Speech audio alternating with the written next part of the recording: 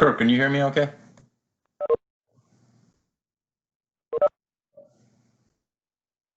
We can, Jerry. Thank you. We're going to start in a second.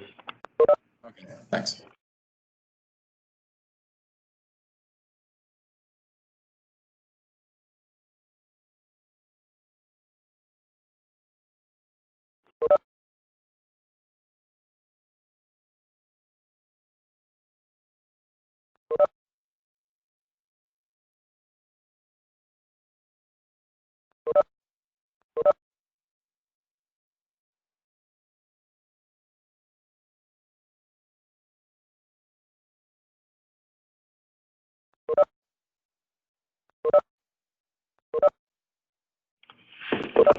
Good afternoon, everyone. This is Andy Reese with DDS.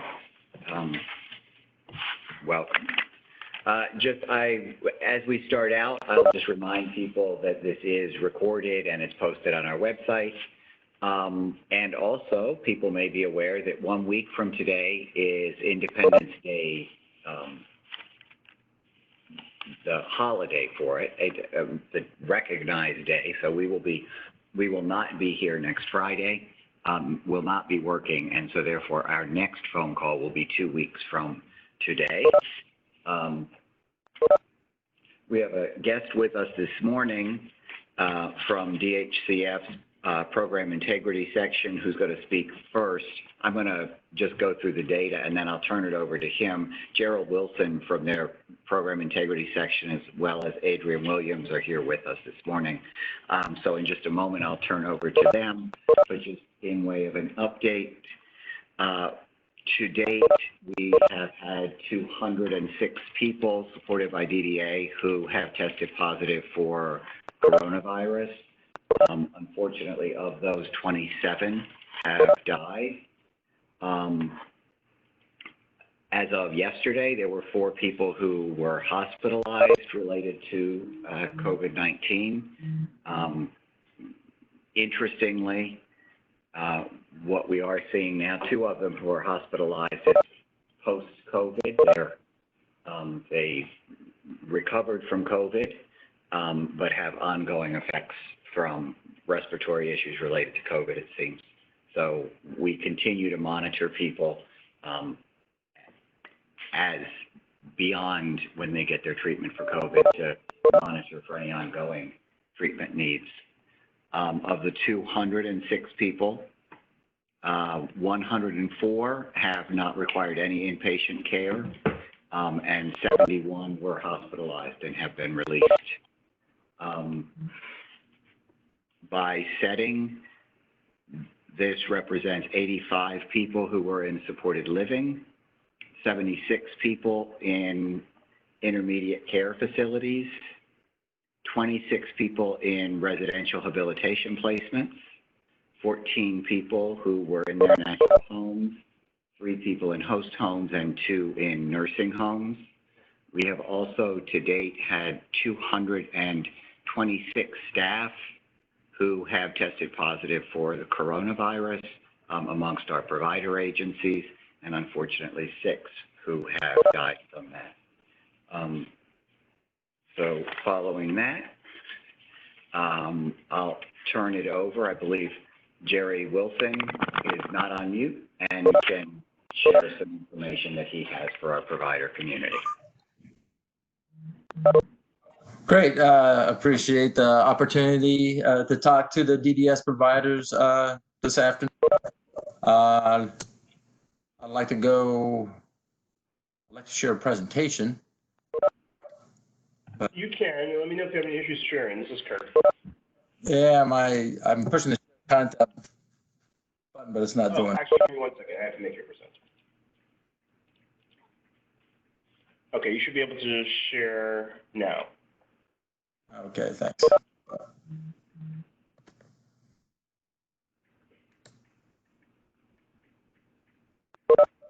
Great. All right, so the DHCF, Department of Division Program Integrity, we do audit providers. And just to talk a little about real quick, here on the screen you can see our mission statement. And I bring this up not to so you know of our missions, but to show that of our job is, as we look at our duties here, is prevention, education, and cooperation. And that cooperation and education is not only with our partners, but all providers.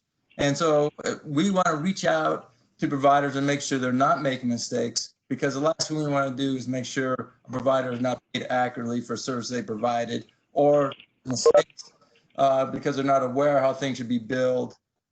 And we have to come back and request repayment or overpayment from providers. So we want to reach out to you guys, talk about some of the concerns we've seen, and try and help you do a better job and make sure you get paid right.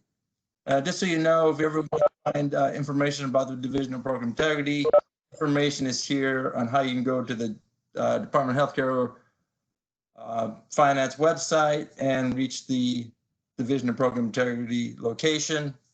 You can either do it from the DHCF webpage or the dcmedicaid.com webpage, and information on the links is there.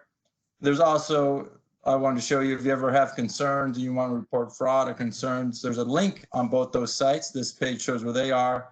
This link can be used not only to report fraud or concerns about fraud, but also just to reach out to DHCF, Division of Program Integrity, and ask questions. We will try and respond to those things as quick as possible. Just so you know, when we talk about fraud, that's an intentional deception. The definition is on this slide. And examples, abuse is when there is no intent to defraud. And these are things we deal with a lot. People make mistakes, but unfortunately we have to go back and get that money. There's associated with that mistake. On this slide, examples of that. Now, one concern we do have is recipient fraud. And, and a lot of times we hear about beneficiaries asking for money to sign sheets, to sign approvals, to sign or to get services they don't need. We just want you to be aware of that. And if you deal with that, please contact us either on the phone or, like I said, you can use that form I just discussed. But we want to make sure that you don't have to deal with those problems. Provide that information to us, we'll resolve that. And one way you can make sure your operations run smoother is to have a compliance plan and do your self-audits. Information on these things is available on our website I showed you before. We just want to provide you the components of compliance plans. Not every provider has to have every component. We understand some providers have challenges in the size of their staff, but having a compliance program and doing self-audits is going to prevent you running into problems with audits or not billing correctly. Here are the pages on our website to provide that information. We also have a whole page just for self-audits. It gives you a form to use and directions how to use that form. And again, here's an example of that page. We also want to make, like I said, we want to do training and prevention. There's a link on our page for training for providers. It actually takes you to the CMS education page, and you can see there's all kinds of information on there. There's a whole thing on documentation matters, all kinds of different areas. And if you ever need help, we're more than willing to come out and talk to providers, provide training to staff if you're interested. My contact information is available at the end of the presentation. Feel free to reach out to us if you'd like some additional education. Now, most importantly, I want to make sure you're aware that if there are audits or other action taken by PI, there are consequences, which can include provider education. You may have to do a correction action plan. Like I've said, we may have to recoup any identified overpayment. There can be other penalties, and if we find issues that could be related to fraud, then we are going to make a referral. So, but today we're really on some recent audits of DDS providers. We have identified concerns specifically with documentation. And so we wanted to talk about some of those issues and give you examples. But we want to make sure all providers are aware that documentation has to meet these 4 things I have listed here on this slide. First of all, your documentation has to comply with rules, regulations, and guidance. It has to be accurate. It has to provide necessary information to confirm the billed services were provided. And providers should do some review of their documentation, including their staff, to make sure it meets those requirements I just discussed. doing these things will make our job easier to review your documentation, to make sure the services were provided in the proper way, and to make sure you get your payment. And more importantly, make sure that we don't come back to you and ask for an overpayment. So where are the rules? So primarily, the best place to go is the District of Columbia Municipal Regulations. Here provides that link specifically for home and community-based services. We again have the link there on this page. Here, if you go to DCMR, I'm sure all you have, but here specifically shows you where it's at. And again, the specific rules in this case are for wellness services that we'll be discussing. Also, the IDD waiver billing manual is available on the DC Medicaid website. Here's a link for that to get to the billing manual. Again, if you apply these rules and apply the billing manual, we'll make sure you get paid for the services you're providing. So at this point, Samantha, if you go on mute, you can start discussing this slide. Yes. Go ahead, we can hear you.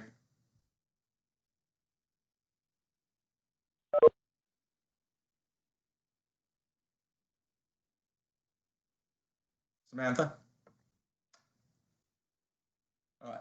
So this first example, we're talking about wellness services. And this provides, so it's under 1936. And if you look under 1936.11, it gives specific requirements. And these include the progress note on each vision shall contain the following. That's 4 things: the person's progress in meeting each goal in the ISP, any unusual health or behavioral events or change in status.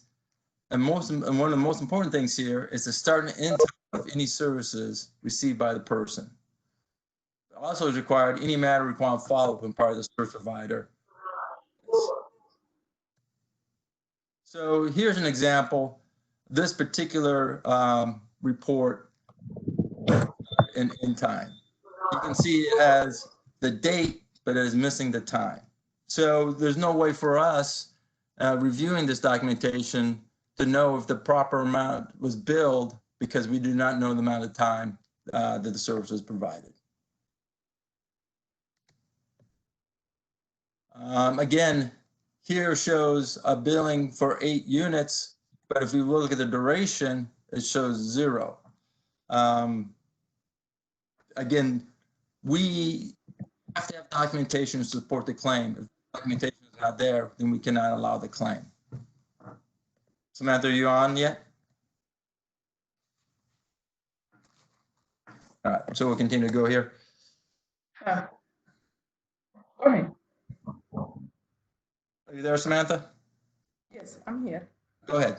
You can start with this one. So in this case, we have the start and the stop time. However, in the last 3 examples, you can see that it's inconsistent with the 1-hour bill for the services. Also, it's one sentence, like in home activities. It doesn't describe or meet the requirements for the regulation. And also, it doesn't justify for the time bill for 1 hour. So in those cases, it's difficult to confirm that the time bill for the services was provided. And next is Joanna. Thank you. Next slide. So this is also examples for a wellness provider. Here are 3 examples of cancellations where claims were billed and paid for 1 hour. The date of service was December 15th, 2018. And as we can see on the first note, the trainer did show up to provide the service, but they were informed that the beneficiary left for choir practice. And so the service was not rendered there. On the second note, the trainer did show up to provide the service and the beneficiary was still at church. So that session was canceled. And on the third note, the trainer showed up to provide the service, but the beneficiary canceled because they said they had family in from out of town. And so because the services were not rendered, these claims resulted in recoupment of overpayment. Next slide.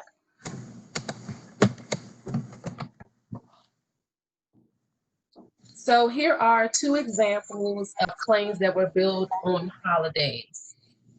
What we did was compare these claims, these data service, against the documentation.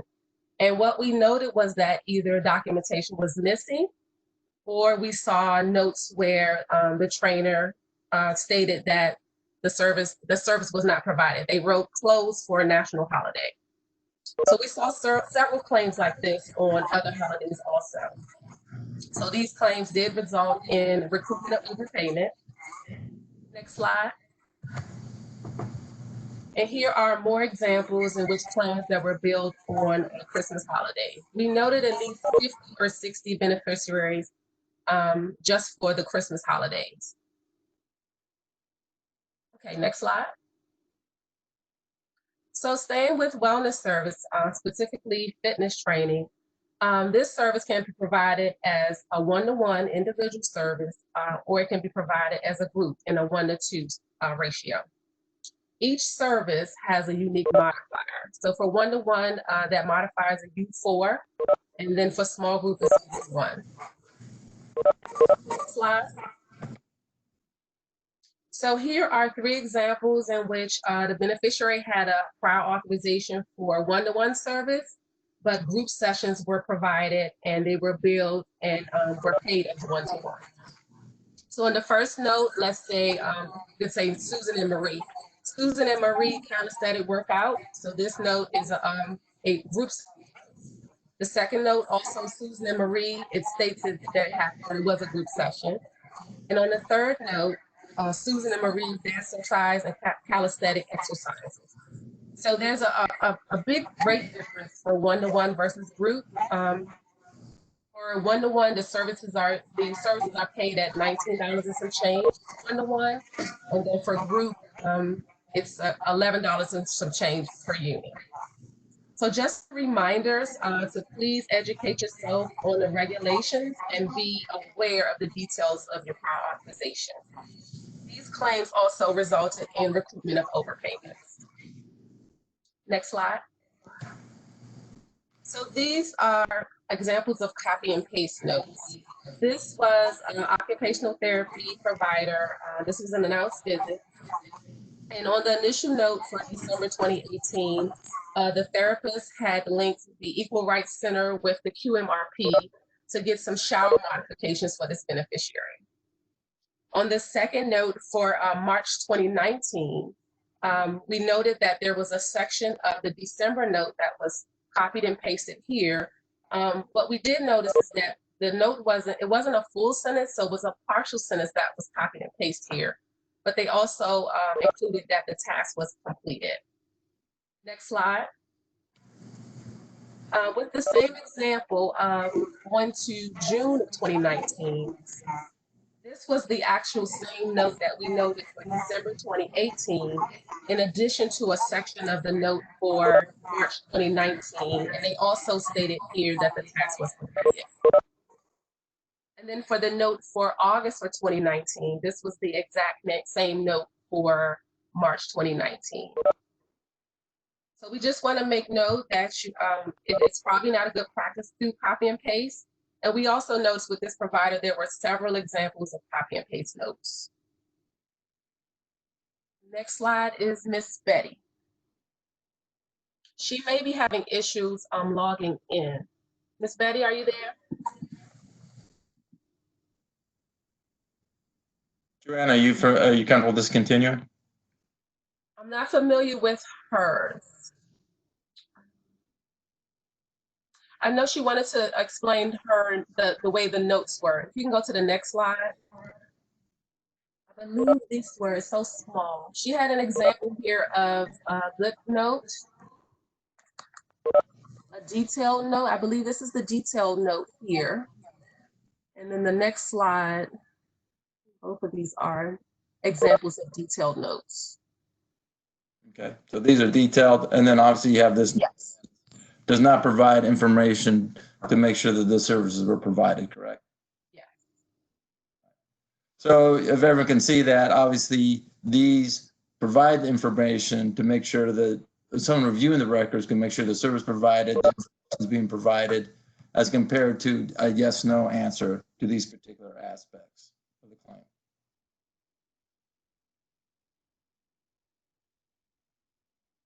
Adrian? Yep, I'm here. Good afternoon, everybody. My name is Adrian. I'm a data analyst and auditor for program integrity, and I'm gonna go over the last few slides, specifically to kind of summarize what we presented. Before the services are built, it's very important that you confirm that the prior authorization and the documentation support the service build. We recommend you confirm that the PA covers the appropriate time frame for the service delivered. Ensure the documentation supports the billing and reimbursement of the service. Home and community-based services there are multiple services, all with distinct requirements for documentation and service delivery, and who can deliver the service, what are the maximum units, noting start and stop times, and many other variables or documentation requirements. We request that you please be mindful of those variables and document appropriately. Next, we want you to make sure that you confirm that services are in compliance with the regulations. Please regularly evaluate service delivery to ensure that services are in compliance with established district, local, federal regulations and guidance. And only bill for services provided based on documentation, not on a prior authorization. Only bill for services provided which are appropriately documented and have a valid prior authorization for the delivery of that service. Hey, Adrian, I have one point.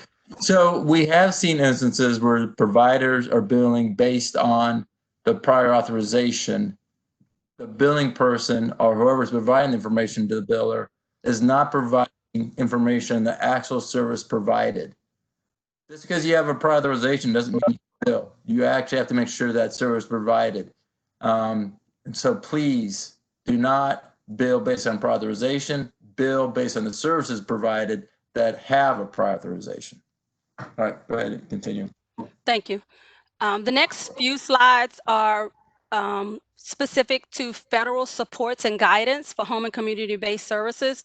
This slide specifically speaks to regulations and regulations that detail service delivery and regulations for home and community-based services.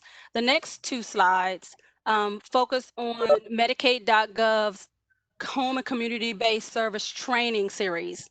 If you go to the next slide, Jerry. It breaks down into multiple areas in detail for conflict of interest, electronic visit verification, health and welfare, home and community-based settings, person-centered planning, quality improvements, and rates and fiscal integrity. I would encourage you all to become familiar with especially the DCMR, District Regulations, the billing manual, as well as federal guidance and supports that help you stay informed and educated about the services you're delivering. I think the last slide is just contact information for Mr. Wilson. And I think the final is if there's any questions for the group.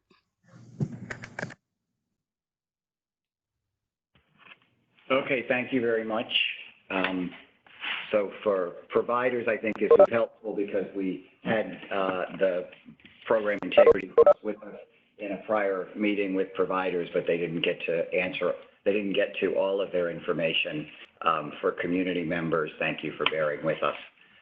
So we now have some questions that we have gotten from folks.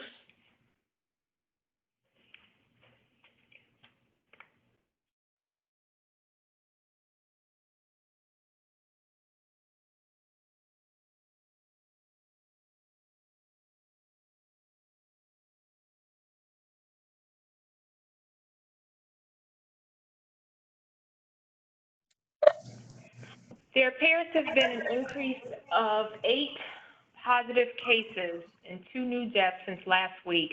Can you talk more about the settings and circumstances for these new cases and deaths? Yes. So in terms of one of the deaths, it's reporting on a death that actually occurred in May. It occurred in a natural home, and it was a person who was not receiving, who was only getting service coordination. And so we did not have a provider connected. The service coordinator was informed by the relative of the person's death when they reached out for their monthly visit with them. So that one occurred some time ago. The other death was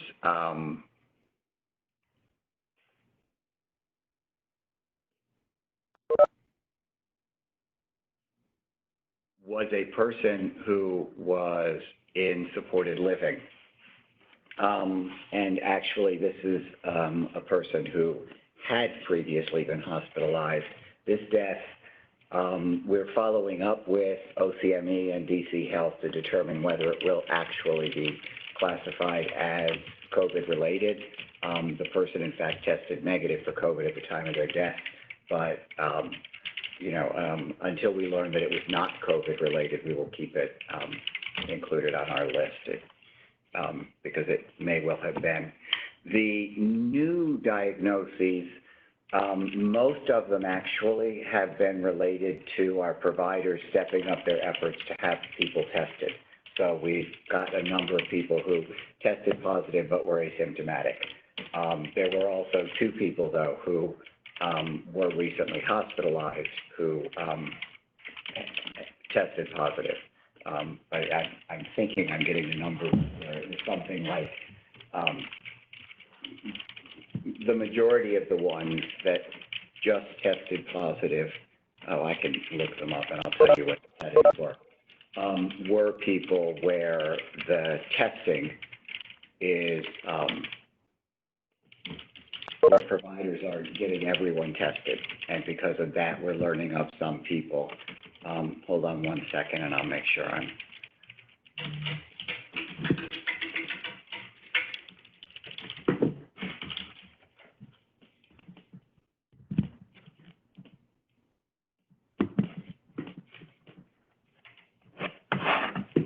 So of these new folks, yeah.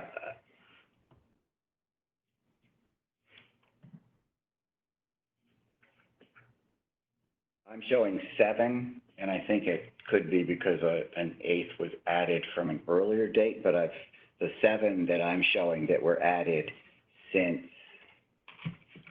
June 17th are people who were in ICFs. 1 is in supported living.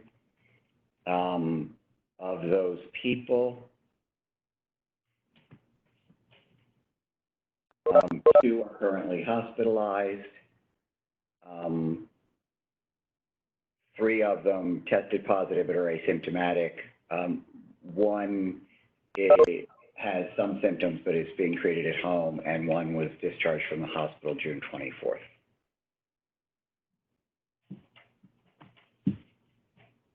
What would be the protocol if you were previously assessing a service prior to COVID? You stopped for about 2 or 3 months, and when the pandemic is over, you resume those services. Example is job coaching and training. So as an example, job coaching was not one that necessarily needed to end, depending on whether the person, if the person was in an essential job and they had continued working and they had job coaching, it could have continued throughout. I believe we spoke about last week, and we have sent communication out to all of our providers. We have developed a committee between stakeholders, providers, and DDS staff that is working on developing these plans for the re-engaging in services. And so one of the things the group has developed the community participation assessment and questionnaire, and that assessment will be done by the providers, and then the team will meet to develop a plan with the person about what their community involvement will be. The purpose of that assessment is we did a presentation on this last week. So anyway, the purpose of it is to identify the risks to the person, to identify their interests and needs, and engage them in the kinds of community activities that they are interested in that will benefit them. We are having training for provider and DDS staff starting on June 29th. We have 3 scheduled trainings that have been sent out. They're webinars, and they are scheduled June 29th, July 2nd, and July 6th from 11 to 1. As soon as the providers, the assessment that's been completed is available in MCIS, so as soon as providers have done the training, they can do the assessment.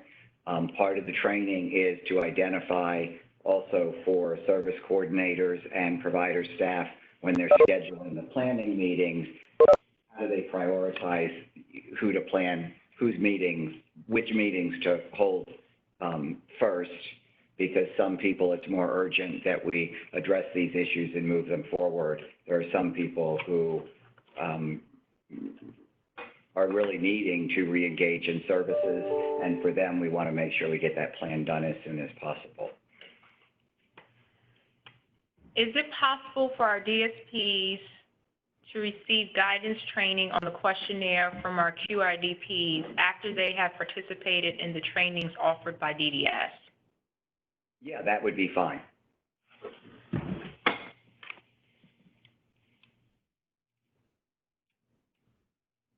And the other thing we can discuss is whether we can record those trainings and just make them available to people as well. Is the decision to test everyone a provider-by-provider decision at this point? There is a guidance that's been issued by DDS is that all people who are a high priority for testing should be tested. So that does not include everyone. But anyone who's and high priority is people who are at higher risk who have had a contact. And it also does include any staff who've had a contact could be tested. But that's as far as that has gone. I do expect testing within the district, the capacity for testing has expanded, as people know, and I expect that DC Health will soon be coming out with guidance regarding testing that will likely include our folks.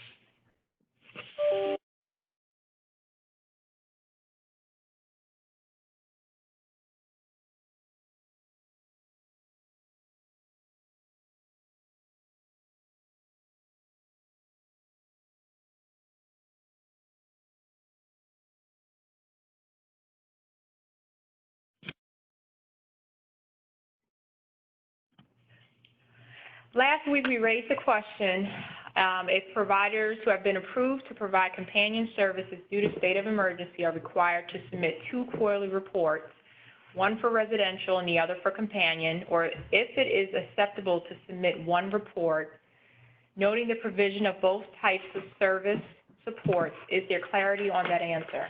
So for every service that a provider is authorized to provide to a person, they all have specific requirements, and each would need its own quarterly report because companion and supported living are 2 completely different services. So yes, you would need to submit 2 reports. Director Reese, a question came in from a provider who wants to know if it's okay to take 20 people they support and about 12 to 15 staff members on a vacation outside of the district. They want to know where we stand on vacations outside the district. So our phase 2 guidance is being reviewed currently by the mayor's office to ensure that we're consistent with the guidance across the district. I did review that guidance with people last week, and what the guidance says, which is consistent, and I expect once it's approved, will say, because it's consistent with the reopen DC guidance that was given to the mayor's office and was publicized, is that during stage 2, out-of-state travel is discouraged. And the reason for that, there are a number of reasons for it. One, taking 20 people, I wonder about how they're going to travel together and maintain safe distance. But also traveling to different jurisdictions, and the potential for picking up what you pick up there. But out-of-town travel is still discouraged in stage 2. It can resume in stage 3. That is general guidance for the whole district, by the way, but that is included in our stage 2 guidance. Director Reese, the next series of questions all center around day open and day services and reopen day services. The first one asks, are day programs to reopen this Monday, June 29th? And if not, is there a projected date when day services are allowed to start resuming operations? So as we have said, I mean, day services could resume on the 22nd. However, people would have to have done the assessment.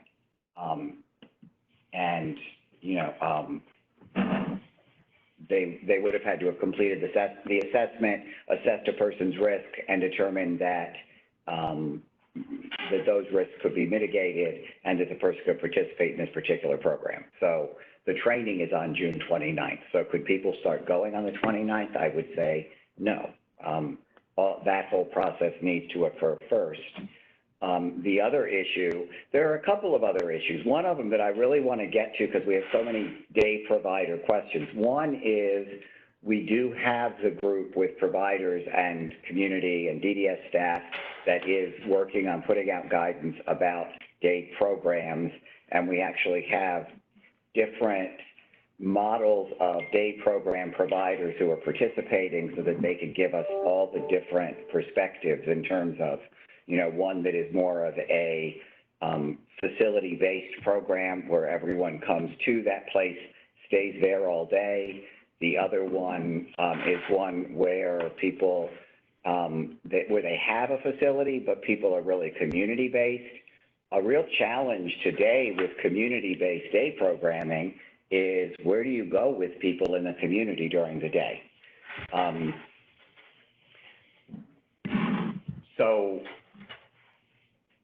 And another is a fairly small facility-based day program. So we will be sending out that guidance as soon as that gets approved. But the other real challenge and the thing to keep in mind is that in the mayor's order where she moved us into phase 2, what she also referenced was for people living in intermediate care facilities or residential habilitation placements, that, you know, to the extent possible, these people should still be staying at home. So, you know, if you're residing there, you can leave to engage in essential activities, getting medical care that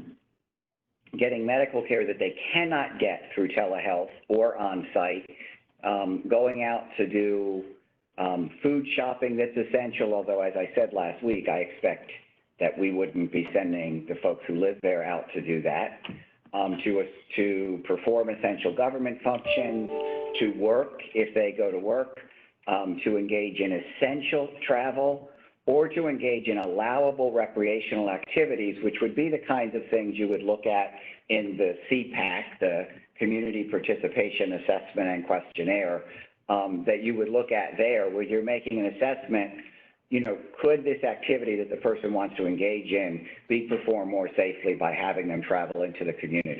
And really considering the risks and benefits of what the person's plan is going to be.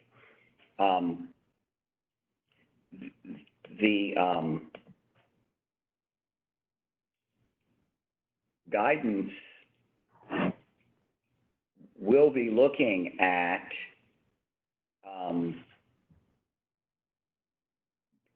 we have guidance for phase 2 reopening, but I want us to have more, and so that committee is meeting every other week, and then there are subcommittees, and there's a subcommittee on these specific day providers, which is meeting on Tuesday, and I'm going to join them in their meeting so that we can really move along our guidance to folks.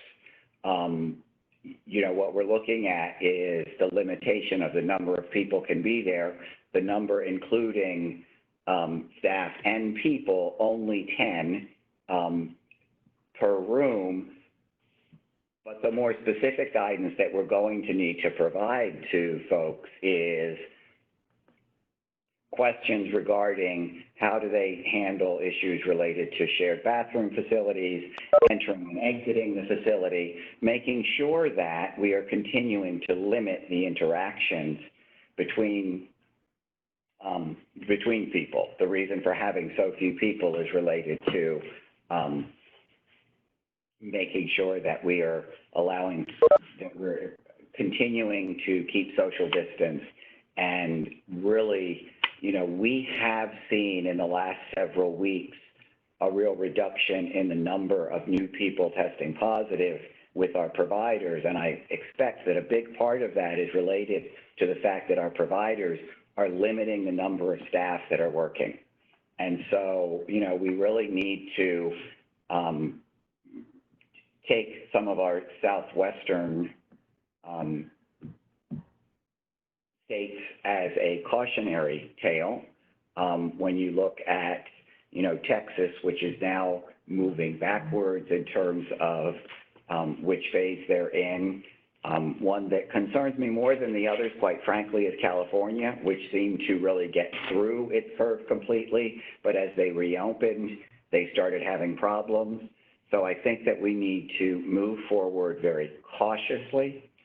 I actually will be meeting this afternoon along with directors of other agencies to make sure that citywide, we are having the same kinds of guidance for seniors, for all people who are in these populations of folks who are at higher risk, at a higher risk for a serious outcome from COVID-19, to make sure that we're taking the steps necessary to protect everyone. So follow-up question to that, Director. So the CPAC, the CPAQ must be complete before an individual can resume day services? Correct.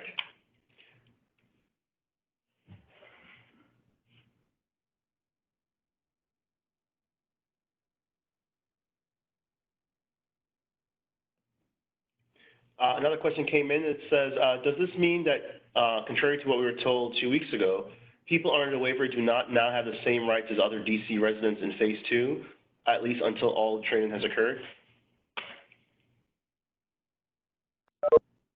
I don't know that I would say that. I mean, people can leave their homes. It's the same right I have. And then where can I go?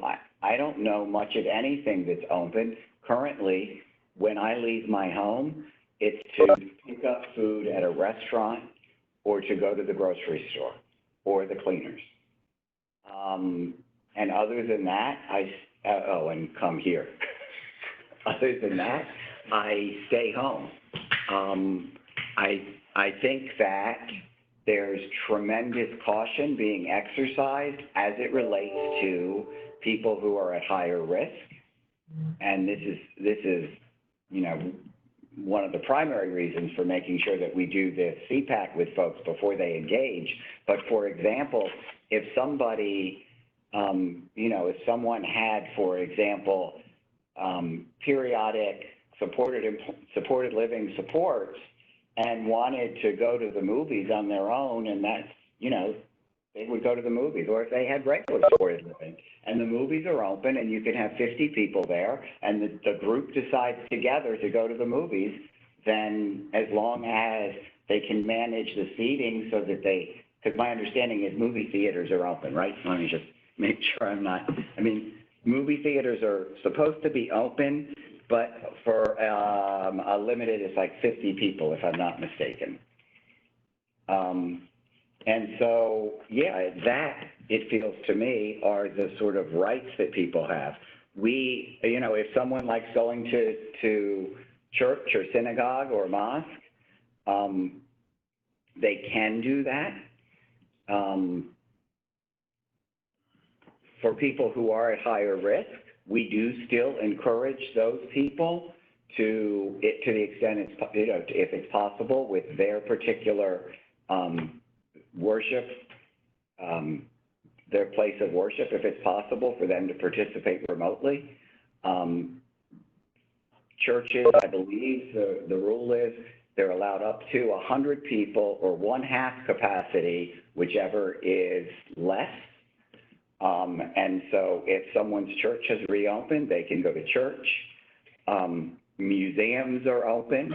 So there are these activities that people can do, and within a home, people can have conversations about what they're going to do.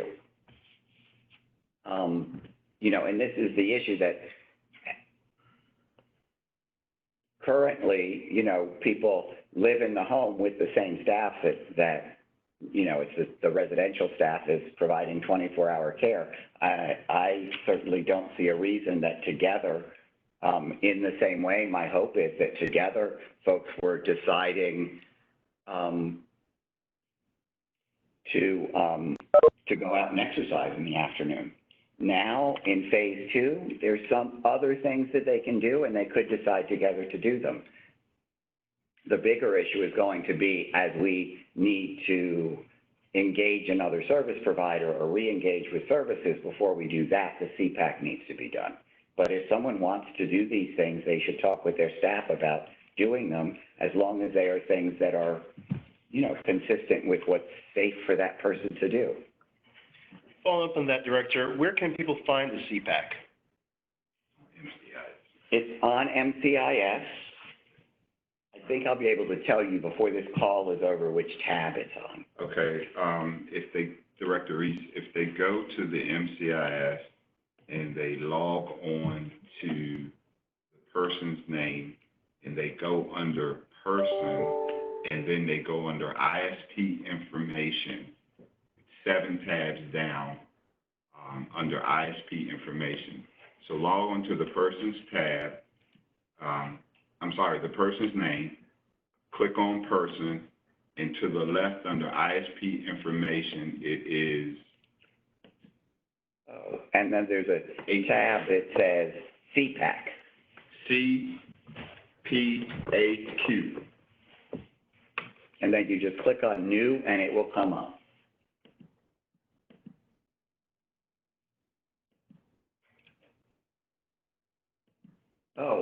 We could actually share this document on our website. We have shared the document with everyone who's in the committee. The document's been approved. It's in the MCIS. So we can put this document along with our other COVID documents. We'll put it there on our website.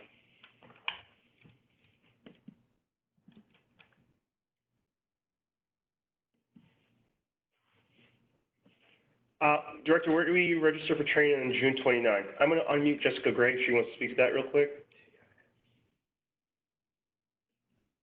An invitation went out. I think Jessica may be having some issues with her phone, but an invitation went out yesterday, I believe? Here, or this morning? Kurt, Oh, can you- hey, Jessica. Yeah, I can, yep. Sorry. Yes, you can, the invitation went out. You can register for the training in TIS. You can also just join the WebEx, but in order to receive credit and make sure it's in your transcript, make sure to register in TIS if you work for the provider. I know there was also a question about whether or not DSPs can receive training directly from provider staff, given the size of the DSP community at certain larger providers, and that is acceptable as well. You can send a representative of your provider organization to the training, and then they can then train DSPs if they are unable to come to the training. Thank you, Jessica. You're welcome. The only thing, they don't see it in TIS.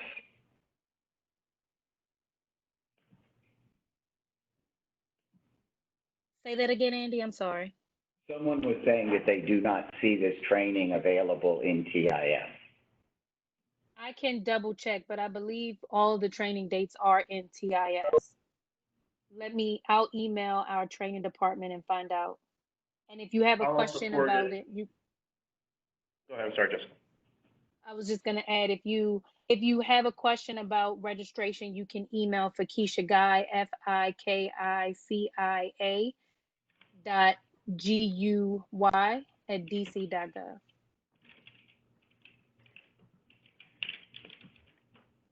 Thanks, Jessica. You're welcome. Director, there's another question that came in following day services, or actually all services. District residents who are not receiving DDA support or services can visit family members currently. What about people who are receiving DDA services and supports? Yeah, so we, I'm sorry that we haven't been able to post our guidance yet, but yes, they can. And so if,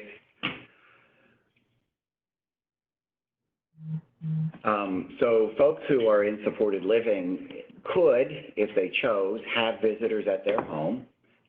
People in ICFs and ResHabs, unless there's a compassionate exception where a person could not have the visitor, did not have the ability to leave to see a visitor. But for people who are in supported living, visits, it's still preferred that those folks visit outside the home. As people may be aware, what we need to do is make sure, try and remind all of us every week, washing hands regularly with soap and water, having on a face covering whenever we're in public, and keeping social distance. Sometimes in apartments, it could be difficult to keep a social distance. And also, transmission does seem to be greater indoors than outdoors. And so the preference is that it be conducted outdoors if possible, but people in supported living could have visits in their home. The number of visitors someone really needs to consider. First, if people are in a shared living situation, they should identify an area where visits can occur and confine it to that area. And in terms of numbers, people should make sure they're thinking about the space that they have, how many people fit with appropriate social distancing, and only have that number of people. Other than that, though, people can visit with their family members outside. For folks who are in ICFs and ResHabs, they should be scheduling visits. Ideally, you know, if it's possible, if people are being able in the regular course to get out, to enjoy a couple of these spring days we've had this year, to be outside, to get some exercise, to invite their family to go along on that with them, of course, while exercising appropriate social distance and using face covering. But those visits can occur. Visits to, like outside visitors to our ICFs and ResHabs are still limited to essential personnel, or in circumstances where providers have some non-essential service coming in, where they've made the assessment that in terms of risk, it's safer to have a person come in for this particular service rather than to go out to receive the service in the community.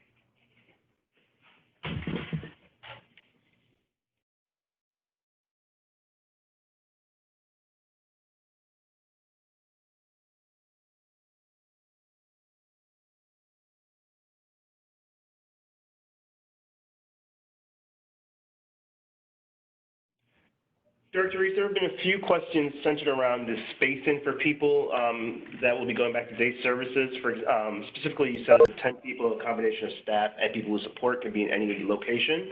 People have asked questions regarding what does that mean? Well, how many square feet? What is that? Any clarity you can provide on that topic? So what we're doing, and like I say, it's not final yet, but what we have been proposing based on the guidance that we see under stage 2 in the Reopen DC guidance, where there are limitations to account for social distancing, is that you should not allow more than 5 people per 1,000 square feet. Thank you, Director.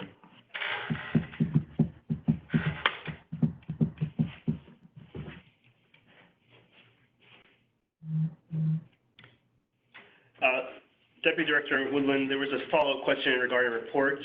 What about ICS? If we are providing active treatment at home, can we submit one quarterly report as long as we report the active treatment? This question, I'm going to have to really answer it carefully because it may contradict the previous answer, but an ICF provider, for those who don't know, is able to provide the active treatment and be the residential provider, and also could contract that active treatment component out to another vendor. In that case, that vendor would in fact be able to submit the quarterly report to the team, and then the provider of the residential component could provide the residential quarterly. And in the case of companion, when I answered a few minutes ago, that's a completely authorized waiver service, not a bundled service like ICF. So I believe that it would be best to submit a quarterly report. It could be one report, but it needs to be distinctive between the residential component of the service and the active treatment component of the service in an ICF. In an ICF.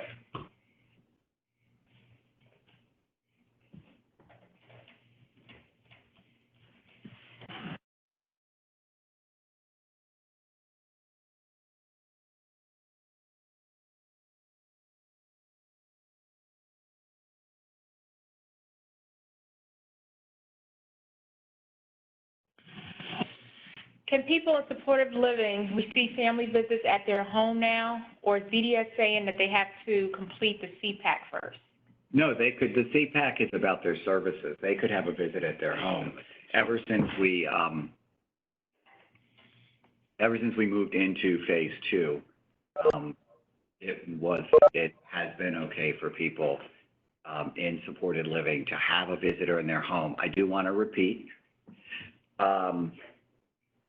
it is better to do it outside. It's better to do it in the outside, not just outside their apartment, but outside. It's better to do it in a large space if you're going to be inside, to ensure that you've got the ability to socially distance, you know, making sure that we're continuing to follow all of the health guidelines to keep people healthy, to prevent the risk of transmission. But yes, they can do it, and no, they do not need to do the assessment before they have visitors.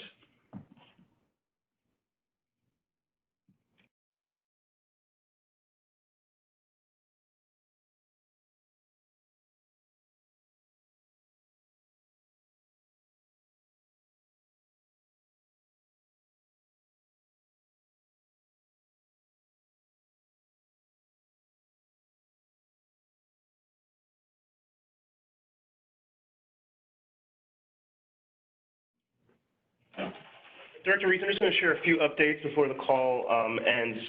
Just want to remind people that the deadline to submit questions and or comments, public questions and public comments for the waivers, the IDD waiver amendment and the IFS waiver is July 13th, 2020.